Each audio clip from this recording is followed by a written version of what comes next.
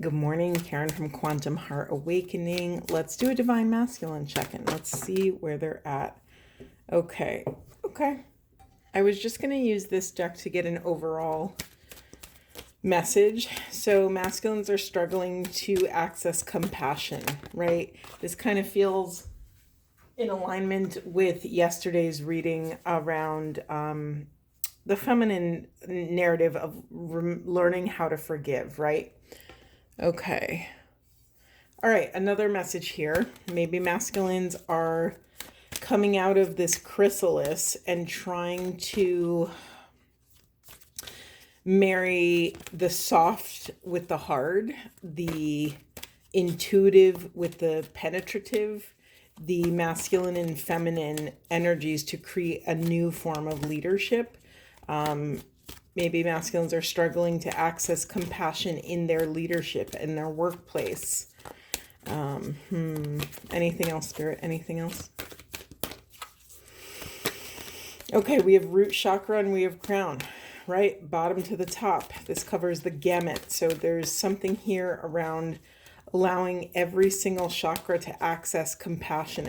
Another way to say this is masculines are struggling to look through the lens of the highest and best possible interpretation. What's getting in the way? Maybe a little bit of pride. Maybe they want it to look like a certain way and it's not coming out that way. So masculines are dealing with letting go. Yeah, this is funny. Okay. Then we have teaching and learning as well. Look at all the purple, right?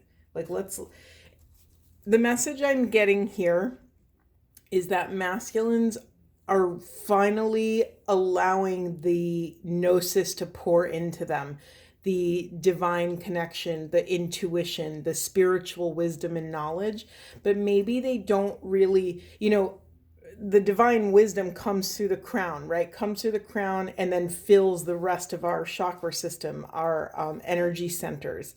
And so that gnosis has to I'm looking at, I'm seeing do you guys watch or used to watch The Price is Right? They had the Plinko game where they drop a coin at the top and it bounces down through all the little pegs and then they try to get the jackpot or whatever the prize is. Well, that's what I'm seeing. It's like the gnosis comes in through the crown and then ping pongs down and it's trying to get into the root. But every time it ping pongs down through the chakra system, it has to confront whatever's in that chakra system, right? So it comes in through the crown, goes through the third eye. Maybe you don't believe it, right? That's the first thing. Then it drops to your throat. Maybe you don't believe it enough to be able to speak truth out into the world and speak that gnosis. Maybe masculines don't trust it right now. Then it drops into the heart chakra. What do I feel about this? Is this the highest and most loving thing? Can I access that love? Can I share this truth compassionately with others? Then it drops down to the solar plexus, right? Your solar plexus is your self-esteem, your confidence, your forward-facing, I don't want to say face, your forward-facing representation out in the world. Then it drops into this, sacral, the sacral chakra, right? That's your sensuality, sexuality, your creativity. What are you going to do? Can you allow that gnosis to penetrate your creativity and how you create out in the world? And then finally, the root chakra, which is are you willing, masculines? Are the masculines willing to allow this divine gnosis to penetrate their family of origin hard drive that's been installed in them from their ancestral line? That's not an easy thing to do, but look at all this. Isn't this interesting how much purple we have here? But also what's interesting is look how much purple and red and purple, and the root is penetrating the crown and the crown is penetrating the root. Do you see how this is kind of forming, right? And then isn't it interesting, we have for the teaching and learning card, we have this blue Merkaba. So yeah, it's our masculines, are you willing to allow this gnosis to actually penetrate you in a way that will change how you do your work in the world?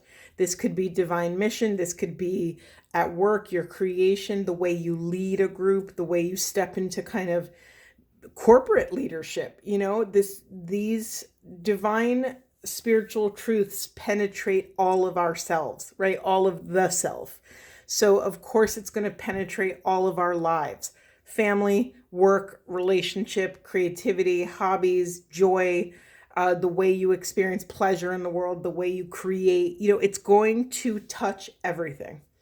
Okay, yeah. What's interesting in this shadow position, which for me is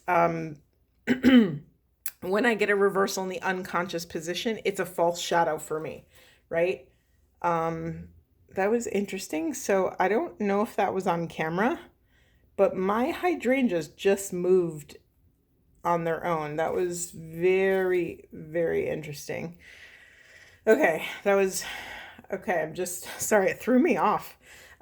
Okay, Spirit, I am with you. I hear you. Welcome. Where was I? That really threw me off. Okay, moving on. So back to my false shadow. So for me, the false shadow, so a regular shadow is that which you do not wish the rest of the world to see, that which you do not want to see yourself. So what do? We push these facets of self, these circumstances, these memories, all these different things. We push them away. We push them down into the shadow. Part of the psychological, spiritual excavation process is quite literally going back down, bringing a lot of love and a lot of light down into the shadows so we can illuminate these repressed or abandoned or rejected truths. And the whole point is that we uproot them and we shine compassion on them so that we can further integrate these pieces, right? Okay, so going back to this false shadow, so we have intuition here. So there's something, hold on. When I have a tricky one, I have to start it in the upright first. All right, so if this was in the upright, intuition, it's like you're pushing away, this would be someone who is pushing away their divine knowing. There's something about their unique skills. This even could symbolize your inner feminine. This would symbolize someone who's pushing away their divine gift of intuition. Why is that important? Because when you push away intuition, you screw with your wise discernment, right? You screw with your ability to discern what is in alignment and what is not. And that screws everything else up. However, it's in the reverse. So to me, this is a false shadow. So maybe there's something here that, I don't know. This one's really tricky for me. Hold on. Spirit, can you give me something?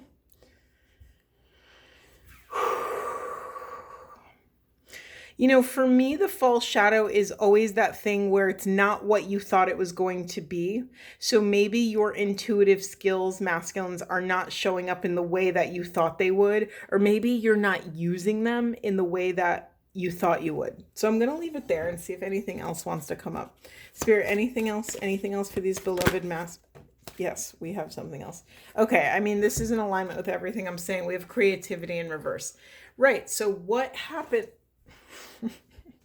I just laugh when these cards like to have a mind of their own. Okay, so again, I'm just going to reiterate the core message. This is like a weird, I have to voice this because it's so loud. I feel weird during this reading. I'm feeling like a lot of like pins and needles in my body, especially my neck, my upper back, my shoulders. I personally have a sore neck, but that's separate from this reading. The pins and needles started with this reading. I'm getting chills.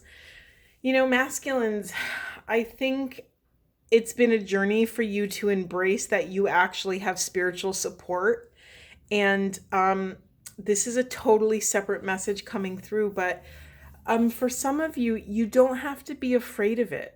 The feeling I'm getting in my upper neck is like chills, like scary energy. Almost like if you're walking through like a dark house and you don't know where things are and you get that creepy energy. That's how I'm feeling. So masculines, you don't have to be afraid of this gnosis that's coming through. The next actual question that any logical, rational person would ask is, okay, I'm getting these downloads. Where are they coming from? Right? And so that's a really big existential question. Where are they coming from? Who created us? Why am I here? Right? These are heavy hitter questions. So it's understandable if you're kind of a little freaked out right now. Like, let's just honor what that is. Let's name it, let's claim it, and let's keep it moving, right? So back to the core message, masculines, you are learning to bring compassion to self and to other and to your projects and to the way you show up in the world in this different way. So your leadership will be affected. If you look, so leadership and teaching are the only upright cards. We have compassion, pride, and creativity. Your pride and what you think what you think you should be doing, how you think you should show up, what you thought your life was supposed to be like. It's time to let it go, masculine, so that the life that is trying to make its way to you, or your skills, your gifts, your talents, can have a clear path forward, right? You're being called to step into this role as the divine teacher and leader, but to do so, you have to surrender a bit and empty the vessel from your own from the contributions of your ego, right? Our entire lives, our ego has been making a million investments a day in protecting itself, right? So that's a lot of investments that we have to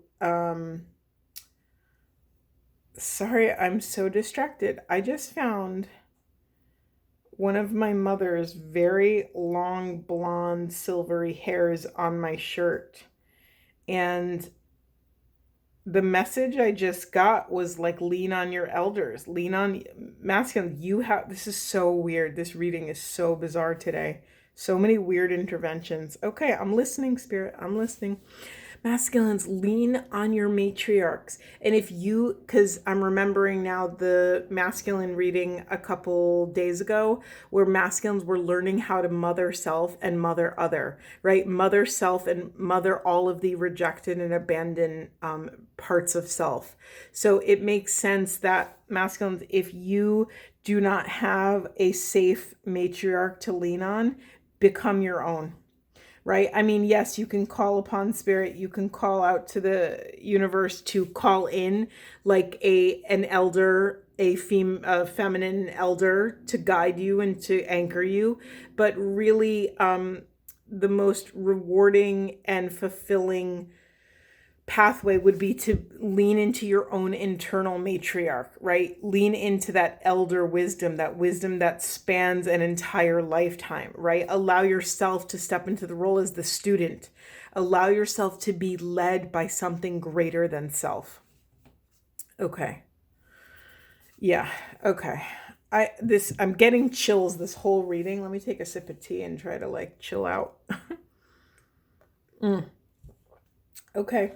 Spirit, okay, I already know. Anything else for masculines? What would support them in anchoring this compassion of self and other? What would support them in this new journey of stepping into this new way of leading? Anything, Spirit? What does this say? It was in reverse. Knight, be brave and honest. Yeah, I mean, listen, it's much easier to be transparent, vulnerable, and honest when you have compassion for self. Right? I think some of the bravest, most gallant, is that the word? Gallant people are the most vulnerable because they're willing to go there. They're willing to step on the edge of the cliff and share their vulnerable truth, knowing inherently that they're still worthy of love, that they're still enough, that they still are worthy to be here and share their truth and be valued. We have take care of your needs. We have trust and thrive. Yeah, there's a faith being repaired here. We have enjoy growth and reap your rewards. And then dream and journey. Let me put these together. Well, for the sake of the aesthetics, we'll put it here. But dream and journey and be brave and honest are together. So, okay, masculines, there's something here around, and now I caught myself, I switched and I'm speaking to you directly because when things get tough, I like to speak directly to you. Have you had your dreams crushed more than enough? There's something here about it's okay.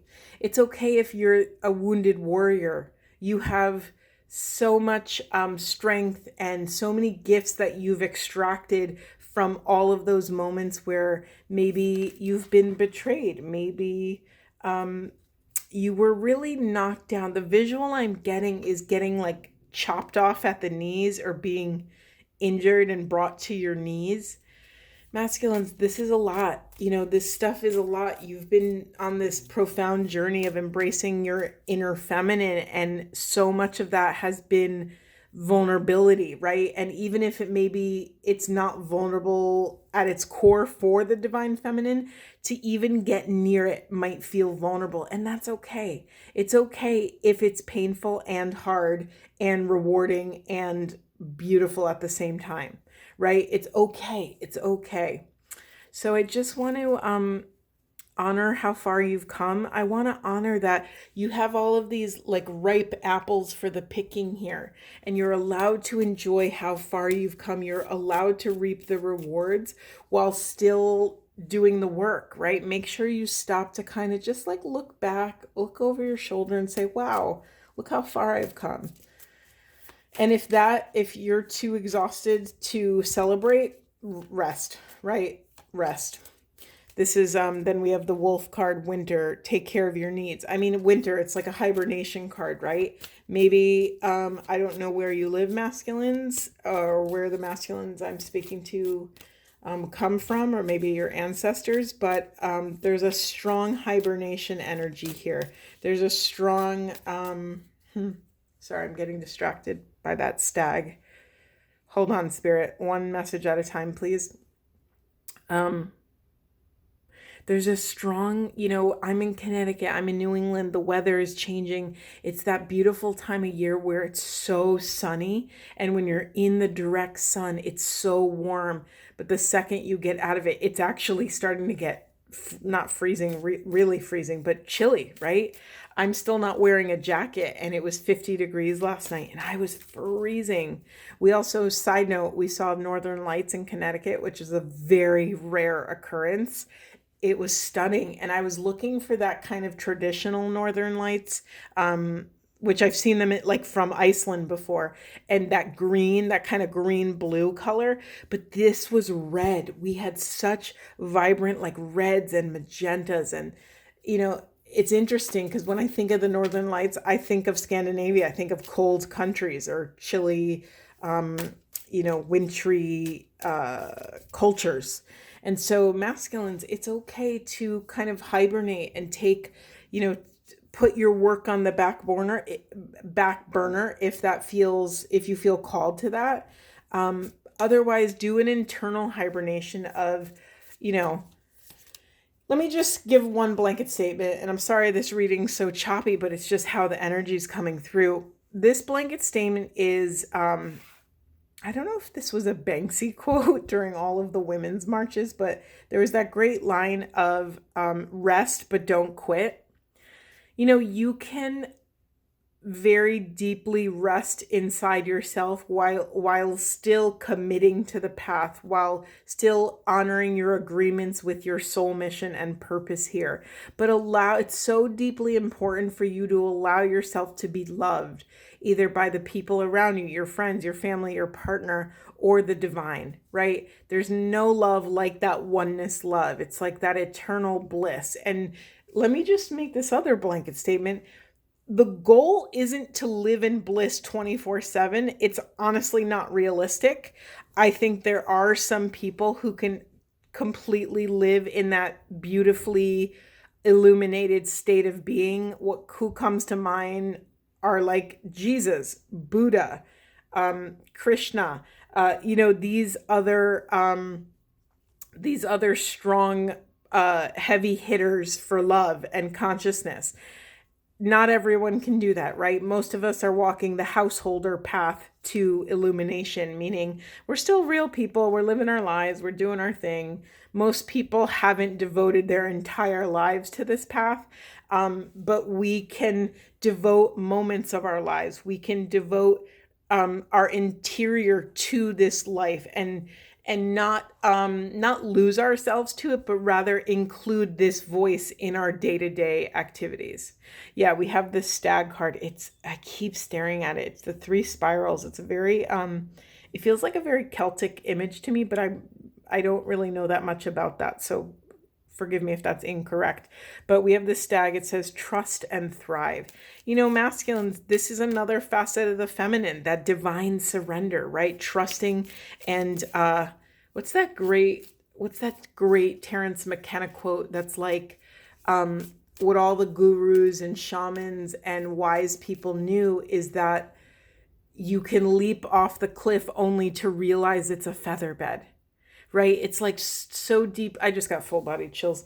It's like so deeply trusting that the universe is going to catch you. And that if you have an inkling or an intuition or a discernment that tells you to jump in a certain direction, that you do it. You just follow it without questioning. And then you enjoy the ride down knowing you will be held. Full goosebumps right now. Okay, anything else for masculines? Wait, let me switch decks. Woo! Intense reading.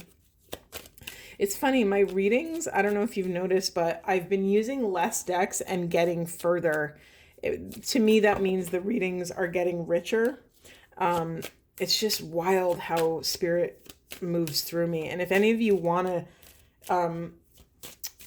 learn how to read Oracle or want to learn how to develop your gifts, stay tuned, because I might be developing some classes about that. But if you just have a random question, feel free to write it in the comments, or you could email me at quantumheartawakening@gmail.com, or you could even telegram me. I don't know if some of you have the Telegram messaging app, but my name is Quantum Heart Awakening, so feel free to reach out. Okay, anything else, Spirit? Anything else for these divine masculines? Anything else? Okay, fearless love and pleasure. Anything else? We are talking today. Good juju in reverse. Yeah, there's like a lack of faith here, masculines. I mean, where are you with it? Is it a crisis of faith? Are you in like a dark night of the soul?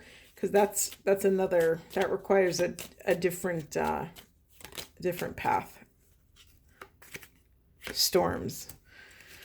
Here's the thing, hold on, let me get one more card. Anything else, Spirit? Anything else? One more? 2 more. We have brazen and we have awakening. Okay. I hear you.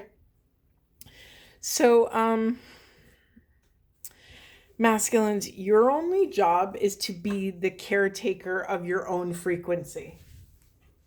By the way, this just fell out when I was talking. We have etheric cords. When you can access and practice accessing this unconditional love, this authenticity with the love that you confront within yourself and out in the world, you will be able to weather any storm. Your weird juju will turn into good juju. You will access that ignition, right? That initiation where your soul becomes on fire, and it will become second nature to take brazen moves based off of the wisdom you're getting, based off of the kind of micro awakenings that you're starting to have. You will understand that you are never not in union with Source. You are never not in union with this profound, profound divine love, right? Remember where we started. We started with the compassion card in reverse. That kicked us off. That kicked this entire reading off. So masculines, your work is love. Your work is to, it's like meditation or yoga or literally anything else that you have to practice, right? It's so hard to flip the switch and touch that oneness love until it's not, right? You have to practice. And one of my mentors, James Finley, he did a meditation retreat, and he talks about this one participant. I love this story. It's very simple. But I guess they had like a free day, and they were learning how to meditate maybe the first half, and the second half, it was just go and meditate. And so this one guy was in the church or the temple or whatever meditation place, and he just sat in silence for like 6 or 7 hours staring at a vase with a single rose on it. Oh, I'm getting emotional before I even say the punchline. He meditated and just stared at this individual rose in a vase, and close to the end of that 7 hours, a single petal fell and he started to weep. He wept in the face of that much beauty. He was so overcome by the beauty of this single petal falling, reminding him of the cycle of like death and rebirth, right? Even such beauty will decay, right? That's just the natural order of things. And he just wept.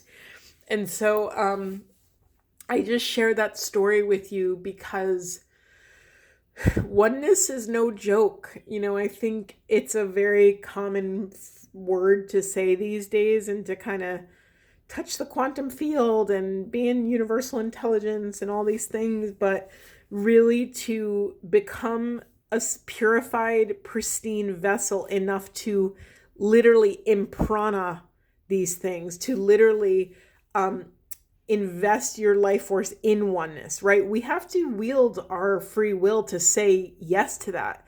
It's an initiation. I call myself a oneness initiate because I was called to this energy. And it's very hard to embody. Those of you that are highly sensitive people and empaths know that it's not for the path of the faint-hearted, right? It's brutal. It completely dismantles you to feel that profound love for everyone, to feel connected to all of the cosmos, right? We feel so deeply, and so much of the path of the empath is learning discernment and learning what is ours, what is other, learning boundaries, learning when to turn it on and when to turn it off, because you can't, like I said earlier, you can't live in it. It's, there's these great old stories of mystics who saw just the shadow of God and went mad. They left their families, communities, and went and wandered off in the forest somewhere because they saw not God, the shadow of God. That's a very important discernment, meaning the second you get close to any sort of God frequency, it will rip through your life. And so we have to kind of become these diligent moderators of how much we we have to steward the energy, right? We have to control the tap, how much of it we can turn on and how much of it we can turn off. So I say that, and then the next thought in my heart is, the divine doesn't really give us something we can't handle. So if you find yourself like overwhelmed by this kind of oneness frequency, this Christ consciousness, you're meant to have that experience. And sometimes you're not meant to control it. Sometimes you're meant to let it, burn through your life. And that can be an ascension experience. That could be like a spiritual awakening. It could be all these different things. And your job as a human on this planet is just to take care of your human, right? Just to take care of the vessel. Are you sleeping enough, drinking enough, eating nutritious food, moving your body? Like, get back down to basics if you're having a tough time. Okay, masculines. Is there anything else? I feel like we need a self-care card after all of this insanity. Bear with me one moment while I find one. All right, here we go. Whoops. Okay, anything, what do masculines need to know about taking care of self? What would support them? These readings have been more and more intense in the last week. I wonder why. Well, we know why, but I wonder why. Anything for masculines? Anything? Okay, we have energy work, the whole chakra system. We have massage, and we have make an altar. Yeah, okay, what stands out for me is making an altar. We started the reading mentioning masculines, you're reconnecting with spirit. So listen, this altar could look like anything for you. You can find a cool stick you like outside on a walk and bring it in, and that's your altar. It doesn't have to be anything crazy. But masculines, I call upon you to really curate a space that is just for you and the divine. What does that look like? Even just asking the question might bring you into a process that you wouldn't normally go into. So I invite you to make an altar either in your house, on your desk at work, outside in your backyard, wherever that feel, or maybe even on your nightstand. And it doesn't have to be big. And it also doesn't have to be obviously spiritual or obviously worshiping a certain person, place, or thing, or entity, or concept. It doesn't have to be any of that. It could just be any sort of symbol or any memento or artifact that you align with, that brings you back into that remembrance of God's grace, of that divine oneness energy. Now, energy work, we've been talking about the chakra system this entire time. So yeah, masculines, maybe it would be supportive for you to actually go get an energy session, like a Reiki session, or some sort of breath work where you're moving the energy up through the chakras or down through the chakras. Maybe if that resonates for you, that might be an idea. And then we have massage. So notice, like, we're kind of, this feels very, it's more energetic things and connecting with source, which is funny because this actually mimics the chakra system, right?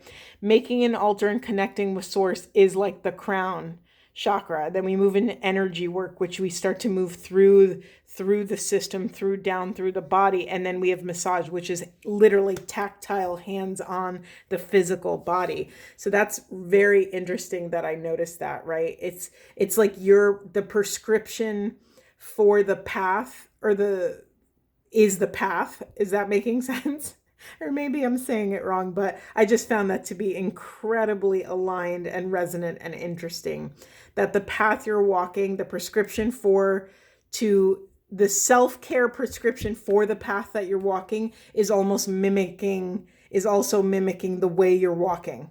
It's also mimicking the path. I'm sorry, that was very wordy and annoying, and I hope it made sense. But yeah, maybe you need some physical touch. I don't know if the last time you've had like therapeutic touch, maybe some reflexology on the hands or the feet. That's really supportive. Maybe, wow, this is really specific, and I'm not a medical doctor giving medical advice, but the phrase lymphatic drainage just came into my psyche. So there's all different, I feel like lymphatic drainage is like really trending right now. I don't know why, but it's been around forever. So different like gua sha massages and things like that you could do for yourself, masculines. Just YouTube them or something. All right, I think I'm going to leave it there. What a beautiful reading. Please take care of yourself, masculines. I hope this was supportive, and I will see you in the next one.